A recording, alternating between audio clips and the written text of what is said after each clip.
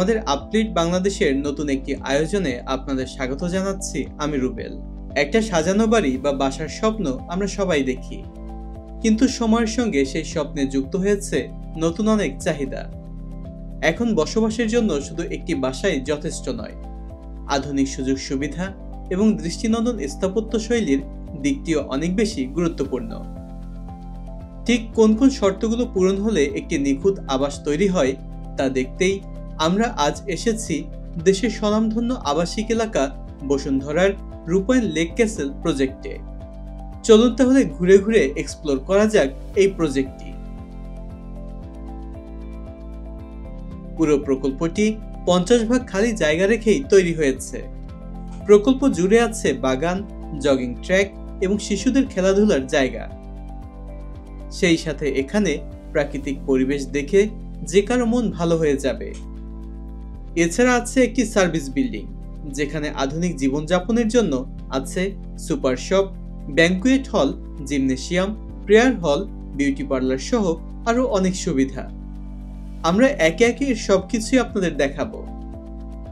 বর্তমানে আমরা যে সকল কন্ডোমিনিয়াম প্রকল্পগুলো দেখে থাকি সেখানে আধুনিক জীবনযাপনের অনেক কিছুই চোখে পড়ে না, তবে রূপায়ণ লেক ক্যাসেল সেক্ষেত্রে একদমই ব্যতিক্রম।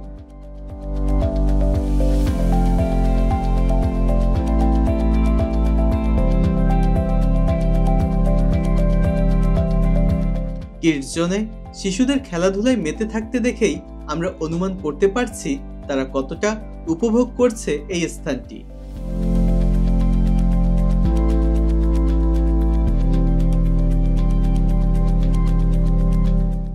রাজধানীর বসুন্ধরা আবাসিক এলাকার ই ব্লকে অবস্থিত এই লেক ক্যাসেল কন্ডোমিনিয়াম প্রজেক্টটি প্রায় 107 কাঠা জমির উপর নির্মিত।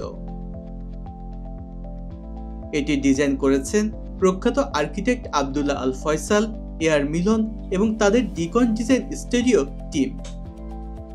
লেক ক্যাসেল প্রকল্পটিতে 5টি রেসিডেন্সিয়াল এবং একটি সার্ভিস বিল্ডিং রয়েছে, যেখানে 1480 থেকে 3645 বর্গফুট আয়তনের ফ্ল্যাট রয়েছে। প্রকল্পটিতে বসবাসের জন্য রয়েছে সকল অত্যাধুনিক সুযোগ সুবিধা। চলুন তাহলে এখানে বসবাস করছেন এমন একজনের থেকেই শুনে আসি রূপায়ণ লেক ক্যাসেলে বসবাসের গল্প। আমি ঢাকা 1973 সালে আমি ঢাকায় এসেছি। তখন আমি ঢাকার নটরডেম কলেজের ছাত্র। তখন আমি গোপীবাগে থাকতাম। তারপরে আমি মহাখালী ডিউএইচএসে থেকেছি, উত্তরাতে থেকেছি, সিদ্ধেশ্বরীতে থেকেছি, বসুন্ধরা আমার লাস্ট থাকা। আমার কাছে মনে হচ্ছে বসুন্ধরা হচ্ছে ঢাকা শহরে এখন সবচেয়ে সিকিউর জোন ফর লিভিং, পরিবারের জন্য, নিজের ছেলে মেয়েদের জন্য এবং নিজের জন্য। আর রূপায়ণ ডে বাই ডে তারা অনেক নাম করা একটা কোম্পানিতে পরিণত হয়েছে। এখন দে আর ভেরি ম্যাচিউর এবং অনেকগুলি স্বনামধন্য প্রকল্প তারা করেছে। আর বসুন্ধরার ভিতরে এই কন্ডোমিনিয়ামটা তাদের অত্যন্ত লুক্রেটিভ একটা প্রজেক্ট। এই প্রজেক্টের দিকে আমাদের পরিবার পরিজনের, আমার ছেলে মেয়ে, আমার ওয়াইফ এবং আমার ভাই ব্রাদার যারা আছে সবাই মিলে আমাকে সাজেস্ট করলো। অ্যাজ পার দিয়ে suggestion I had to buy. এখানে আমি গত 1 বছর ধরে এই বসুন্ধরা লেক ক্যাসেলে বসবাস করতেছি। এখানে আপনার সামনে যে গার্ডেনটা আছে সেটা একটা অত্যন্ত লুক্রেটিভ জিনিস, এবং এখানে সার্ভিস বিল্ডিং আছে, যে বিল্ডিংয়ের ভিতরে আপনার ডিপার্টমেন্টাল স্টোর আছে, ফার্মাসি আছে, সেলুন আছে, আপনার কনফেকশনারি আছে, উপরে নামাজের জন্য জায়গা আছে, তারপরে উপরে একটা কনভেনশন সেন্টার আছে, তারপরে উপরে জিম আছে, সুইমিং পুল আছে। তো একটা কন্ডোমিনিয়ামের ভিতরে তো সব কিছুই আছে। তো এই সব কিছু মিলে আপনি যখন বিচার করবেন তখন তো সব অবশ্যই এটা অত্যন্ত লুক্রেটিভ প্রজেক্ট হিসেবে আপনার কাছে মনে হবে। এখানে বাচ্চাদের খেলার জায়গা আছে। আর সবচেয়ে বড় জিনিস হচ্ছে আমাদের যে কন্ডোমিনিয়ামটা 3টা গেট আছে, 3টা গেটে কন্টিনিউয়াস দারোয়ান আছে।